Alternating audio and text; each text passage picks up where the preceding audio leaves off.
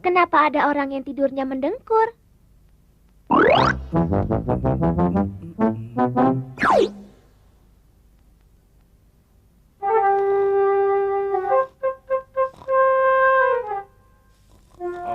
Aku tidak tahan, berisik sekali. Aku bisa jadi gila kalau begini. Piggy, bangun, Piggy. Piggy, ayo bangun. Berat sekali. Piggy, ayo bangun.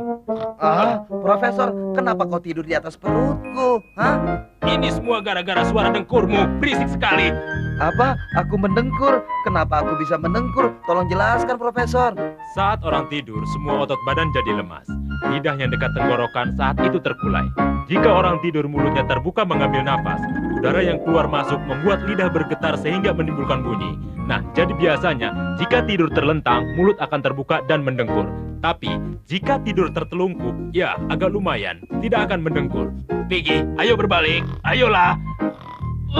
Wah, berat sekali. Aku tidak bisa tidur lagi malam ini.